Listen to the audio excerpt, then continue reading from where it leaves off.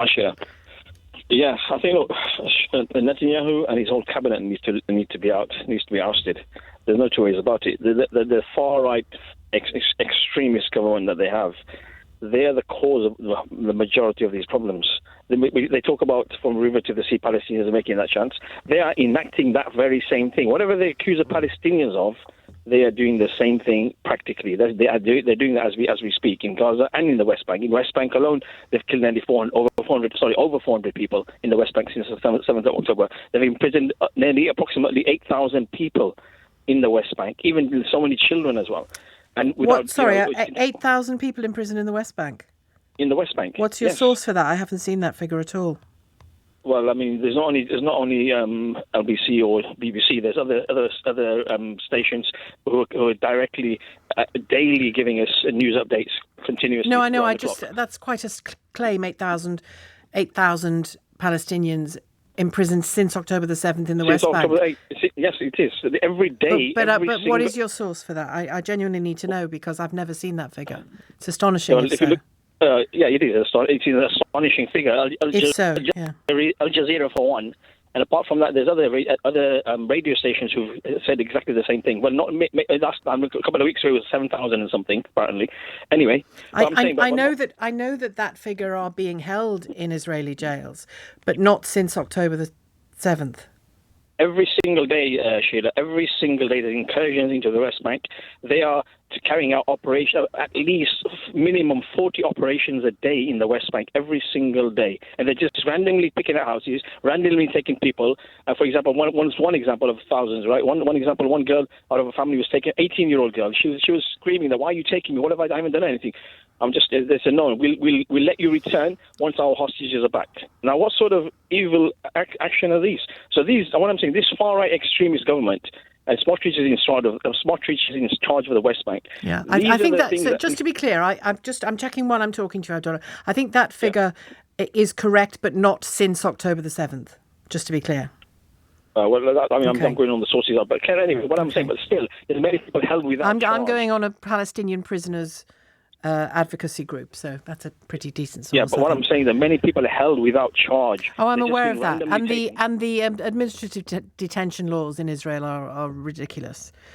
Yeah, but that's one of my point. If any of these laws applied to us and we were living that life, I'm sure there would be people rebelling and resisting. I don't doubt it. Yeah, so that's what I'm saying. So we can't just say, that, the Palestinians have to just sit there and take it. No, I haven't said that, and I don't think that. No, I'm not saying you. I'm not saying you. I'm not talking about you personally. I'm saying there's many people on that thing that they keep on just blaming Hamas. But then, if we look at it, I'm sorry, but Hamas. What again? I know the world existed before October the 7th. Before anybody starts accusing me of that again, I still believe. And I don't think there's anything that can shake me from this position, that the events of October the 7th were so beyond the pale. And again, I'm not saying events that were beyond the pale didn't happen before October the 7th, but that Israel had to respond militarily to the threat from Hamas and the ongoing calls from Hamas leadership to end the state of Israel and to kill Jews. So there isn't a state on the planet that wouldn't respond militarily to that. No, Sheila, there is no, like you said, if you say there's no justification for the 7th of October, there is downright no justification for all the killing that's been done in the Gaza Strip right now. Impossible. That does not justify the killing of so many babies, I agree with you. The maiming of so many people. I agree with you. It's absolutely horrific. I am absolutely... It is horrific. Sorry? It is horrific, but like I said at the very beginning, I don't only hold Israel's bombs responsible for that. You might, but I don't. I hold the Israeli government responsible. Even, for example, one small example, Sheila, there's many times they've bombed Gaza. One small example of many. 2008 September, they started bombing Gaza exactly at 11:25 in the morning. That's all documented. You can read it yourself. Why would they say 11:25? That's when half of the children were in the streets having left the school, and half the children were coming back or going to school. In other words, there were thousands of children in the streets at that time. That's exactly when they started the bombing. I don't have evidence of that. I don't. Yeah, but I'm saying you read. By all means, read it up. Even Miko Peled, I don't know if you heard him, son of an Israeli general. He himself says that the IDF are the best trained, best equipped, can I bring you back terrorist organization in the world. So can I bring you back to the question of What will shift things for those, I think, two most egregiously hurt groups, which is the hostages and their families and clearly the civilians of Gaza? What will shift the dial positively for them? The shift should be, first of all, there should be a ceasefire. Instead of UK and the US giving carte blanche to do whatever it wants, they keep on saying quietly that don't do everything, but they will let them on behind the scenes from the RAF. Okay, so that's the international community and Israel's side. What about Hamas? Of course. What should they do? Hamas is the reaction to all the oppression that's been going on for decades, Sheila. No, but it's a war now, Abdollah. It's a war in Gaza. We'll just for the moment leave the West Bank out of it. I know it's a serious issue, the West Bank, but just on the daily bombing in Gaza and from Gaza, let's not forget. Not with the same results, I know, I say it every time, but we mustn't forget that it's happening. What should Hamas do as well? They should negotiate with Qatar, with the rest of the Jordan and all the Arab countries, together with Israel on the other side, and the UK and the US, and say, look, this is what we want. And then they have and the hostages, the biggest weapon they have is the hostages. What should they do? All the hostages should be returned, as well as the hostages in Gaza and as well as the hostages in the Israeli prisons who've been held without charge. You think all of them are innocent people in the Israeli prisons, do you? I'm not saying all. I mean, the ones that have been held without charge, and there is no. And you got to remember one thing. Sheila, that needs looking at without a doubt, Abdullah. Yeah.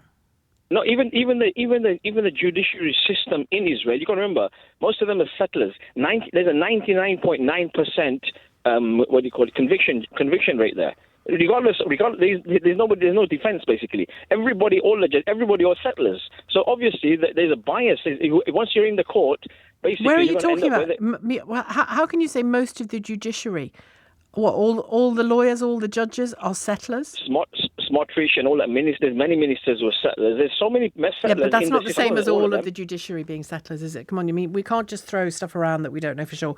And Abdullah, I mean, I agree with a lot of what you said there about the pain of the Palestinian people and how it needs to be addressed. And I by the way, the answer to my own question is yes, I do think that at some level this conflict is now cover for Netanyahu's political woes. I think he is the worst leader for Israel at this time. But I can't shirk away from Hamas's responsibilities in all of this as well. I won't. So that's the thing. Those two most egregiously hurt groups are clearly innocent Gazan civilians killed and displaced, and the Israeli hostages and the Israeli dead from October the 7th. And you've got to wonder what will happen with Netanyahu's position as more and more Israeli soldiers come back in coffins. That's going to affect the view of the country, depending on how long he thinks this can go on. It's 1:30. Let's get